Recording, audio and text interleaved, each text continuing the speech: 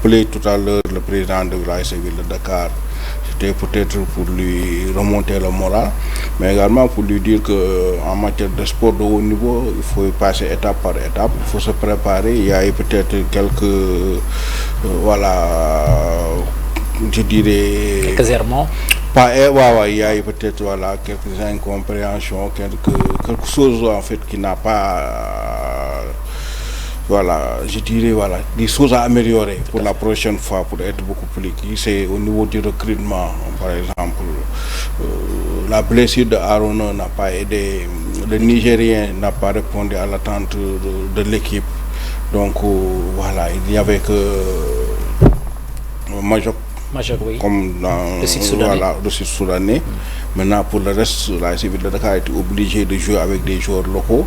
Et les joueurs locaux, il n'y avait qu'un seul international, c'est Makhtar Gueye.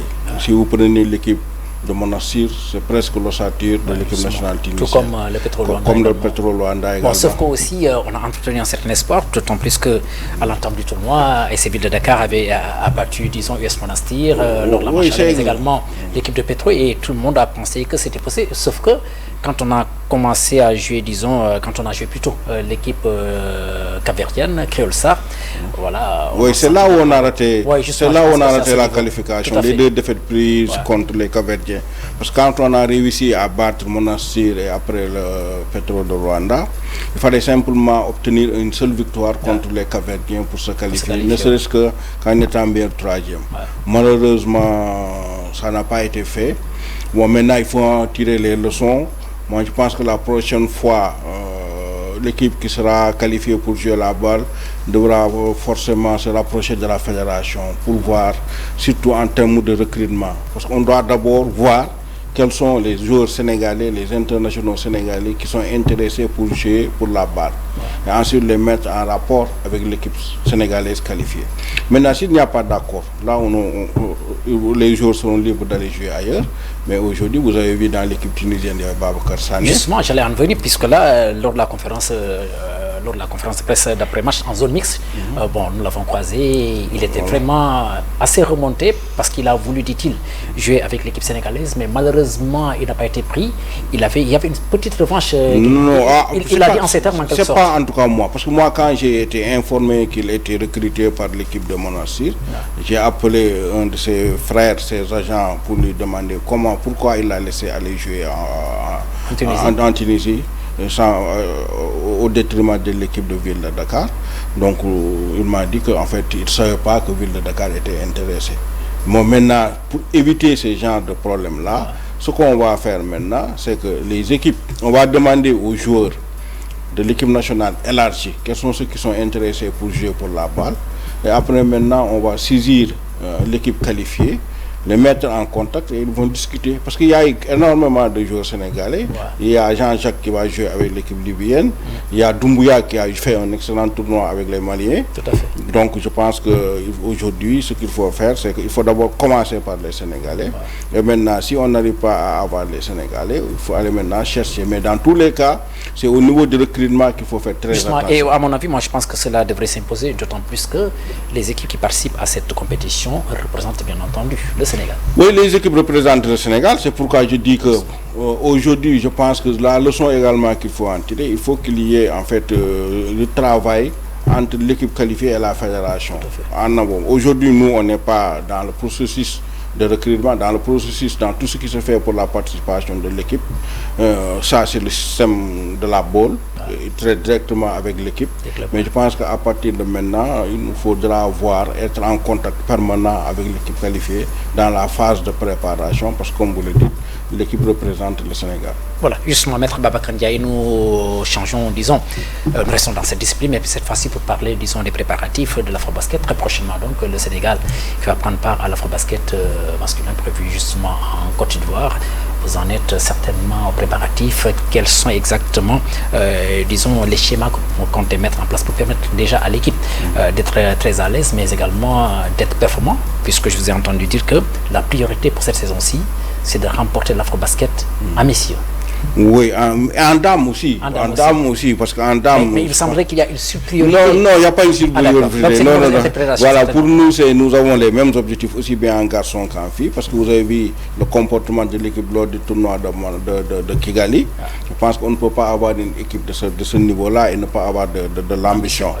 Maintenant, le tirage s'est fait il y a quelques jours à Abidjan. On a une poule qui est acceptable parce qu'on va rencontrer l'Ouganda et la Guinée. Mais vous savez, l'Afrobasket, ce n'est pas le premier tour, c'est à compter du deuxième tour. Et je disais également que si on applique le règlement de 2023 et de 2021 des Afrobasket de Yaoundé et de Kigali, en principe, on ne devrait pas rencontrer le Nigeria jusqu'en finale. Les croisements aujourd'hui font qu'aujourd'hui on doit normalement rencontrer en demi-finale l'équipe de la poule du Mali. Ça se fait comment en fonction du classement? Non, on était tête de poule. Ah, oui. Le Nigeria était tête de poule, comme la Côte d'Ivoire et également le Mali.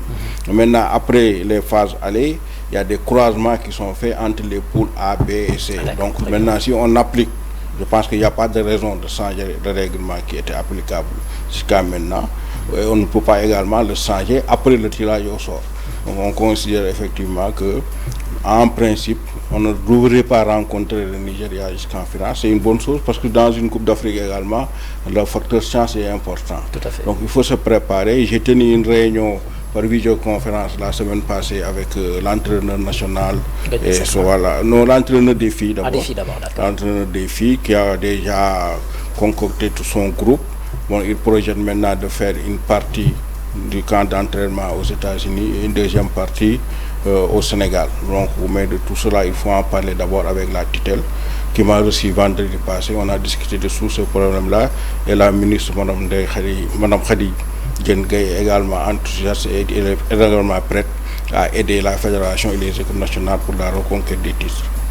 Alors, qu'en est-il également des garçons. Ouais.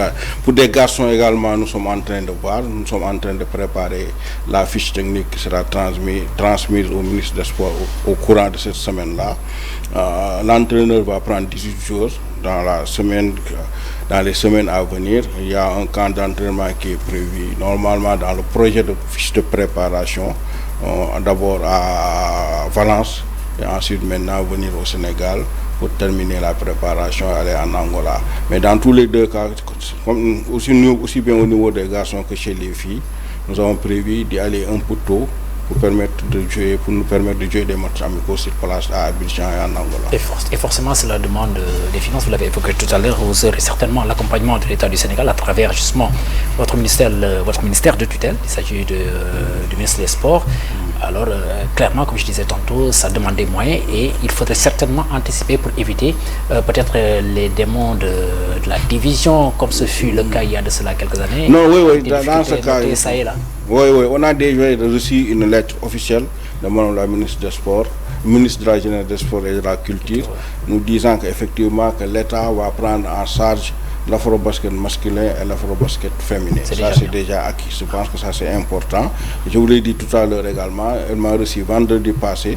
Nous avons fait le tour de l'actualité du basket et elle est aujourd'hui vraiment disposée à mettre les moyens nécessaires pour permettre à nos équipes de bien se préparer et de bien participer. Donc, c'est le lieu et l'occasion pour moi de la remercier à l'avance en sachant que c'est quelqu'un qui est quand même très proche de la discipline basket. Je ne dirais pas qu'elle elle fait partie, parce qu'en tant que qualité de ministre des Sports, elle est obligée d'être à équidistance entre toutes les fédérations, mais aujourd'hui je pense qu'elle nous a montré une volonté réelle d'aider nos équipes nationales à conquérir le titre.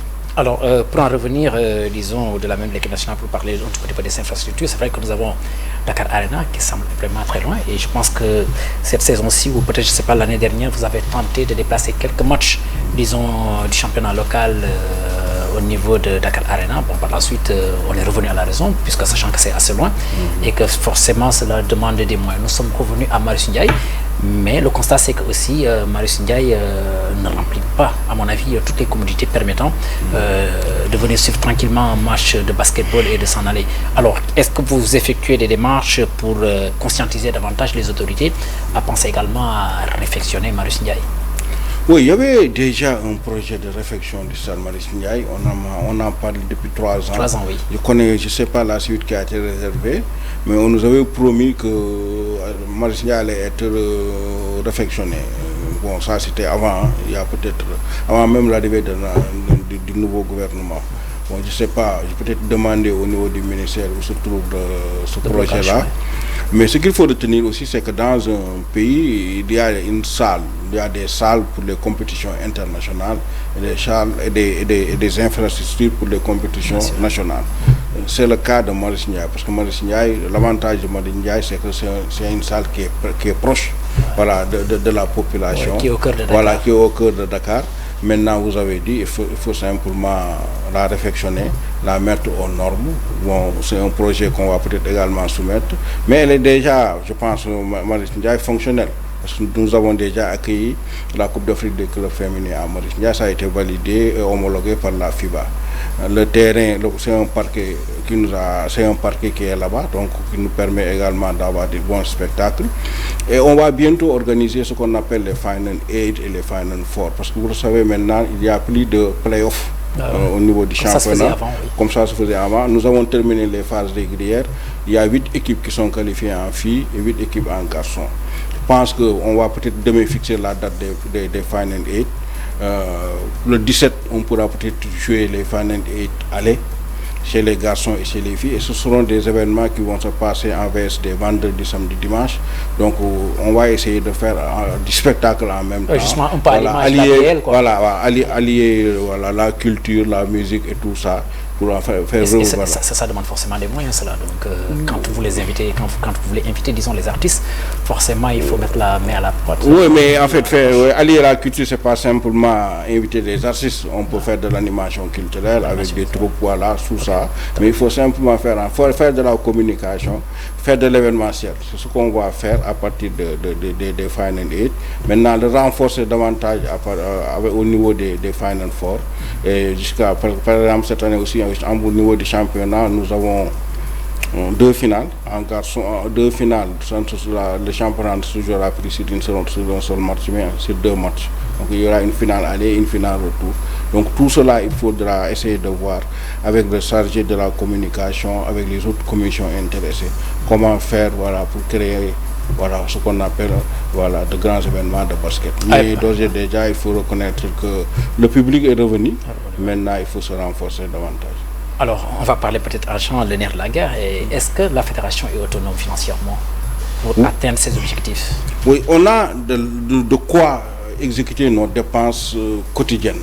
C'est-à-dire organiser un championnat, organiser la Coupe du Sénégal, payer les salaires, prendre en charge les frais de la fédération, d'organisation et tout ça. Parce qu'en termes de sponsoring, bon, peut-être cette année, on va tourner aux alentours de 190 millions, ce qui nous permet de faire à peu près un peu de 200 millions. Ça nous permet de faire face à nos charges fixes. Mais ça ne permet pas de faire de la projection, de faire de la formation au niveau de la petite catégorie. Et également de faire des dépenses supplémentaires pour nos équipes nationales. Parce que si l'État prend en charge, effectivement, je pense que nous devons également nous pouvoir appuyer l'État dans sa mission. Parce que c'est l'État qui nous a délégué la gestion du basket. Il nous a donné un produit, c'est le produit, le basket. C'est à nous de le rentabiliser. On est en train de voir. Il y a également d'autres sponsors qui tapent à la porte. Je pense que vendredi prochain, on va signer avec un sponsor. Je ne veux pas, pour des raisons de publicité, dire le nom, mais ça avance petit à petit. Ok, d'accord. Je pense que vous êtes sur la bonne voie, comme on dit, Maître Babacar. Oui, on est sur la bonne voie. Maintenant, il faut se mobiliser, comme on l'avait dit tout à l'heure, de permettre à tout le monde de venir pour une bonne participation de nos équipes nationales au niveau de l'afro-basket masculin et au niveau de l'afro-basket féminin. C'est ça aujourd'hui, ce que le projet que nous avons, faire en sorte que on est déjà, parce que je l'ai dit ailleurs et je le dis tout le temps, si vous prenez les 5 derniers afro-basket, le Sénégal a joué 4 finales sur les 5 derniers afro-basket, a remporté une finale et malheureusement on a perdu 3. Quand vous jouez 4 finales sur 5 participations, sur les 5 dernières participations, ça veut dire que vous avez fait du bon travail. Au niveau des garçons également, les 2 derniers afro-basket aussi, on est médaillé de bronze. Sauf qu'il y a une montagne infranchissable, le Nigeria, voilà, c'est là-bas. Il nous faudra pour gagner. battre forcément le Nigeria. On s'y prépare. Justement, la question même se posait par rapport à la naturalisation, disons, des joueurs, surtout du côté nigérian. C'est vrai, qui sont des Nigérians ou alors des Nigérians d'origine. Oui, mais ça pose un réel problème. Qui sont quand même d'abord un tout petit peu, disons, des Américains. Comme la moyenne. Je ne veux pas parler des autres, mais ce que je peux dire, c'est qu'aujourd'hui, nous avions 2 dossiers que nous traitons. C'est le dossier de Lena Timera qui veut vraiment venir. Et il y a une autre chose également. Nous avons transmis le dossier à la FIBA avec tous les éléments nécessaires. Et malheureusement, on a reçu une réponse. Vous savez ce qu'on nous a dit? Bon, on n'est pas sûr. Parce que ces choses-là ont quand même eu des passeports avant l'âge de 16 ans. On a produit les passeports. Les passeports sénégalais. Oui, les passeports sénégalais. Parce qu'avant, à l'époque, les enfants n'avaient pas de passeport. On mettait leurs photos sur les passeports de leurs parents. On a produit, par exemple, le passeport de la maman de Lena Timera, avec la photo de maman de Lena Timera, qui est venue plusieurs fois à Dakar avec sa maman. Mais on nous dit, non, on n'est pas sûr. La FIBA nous dit, on n'est pas certain que le passeport est bon. Je pense que non seulement maintenant on nous disait produire des passeports, quand on produit les passeports, maintenant on doute de la sincérité des passeports et ça devient vraiment difficile pour les pays africains. Nous avons décidé de faire appel de cette décision. Ça va nous coûter de l'argent, mais pour des raisons, pour des questions de principe, on ne peut pas laisser cette réponse. L'appel se fait au niveau de la FIFA ou il y a une instance? Oui, au niveau de la FIFA, mais on ne peut pas laisser, on ne peut pas laisser cette affaire-là. Voilà. Quand on doute même de la sincérité des documents administratifs d'un pays, il faut nécessairement maintenant faire les recours nécessaires. Je viens de recevoir un message du secrétaire général adjoint qui me dit que ça va coûter presque 3 millions, qu'on doit payer impérativement au plus tard le 7, mais ça vaut le coup. Ça vaut le coup. Donc, nous vous remercions, Maître Babacar Ndiaye. Je vous remercie, chef. Merci d'avoir répondu à notre invitation. Maître Babacar Ndiaye, président de la Fédération sénégalaise de basketball. À l'entame de votre émission, donc, nous avons abordé des questions liées à la BL avec cette élimination prématurée justement de l'ASC Ville de Dakar. Après, on a parlé de l'équipe nationale et des afro-basket. Maître Babacar Ndiaye qui a décliné les ambitions du Sénégal. Merci d'avoir suivi. Je vous donne rendez-vous très prochainement sur la télévision Futur Média. Ciao.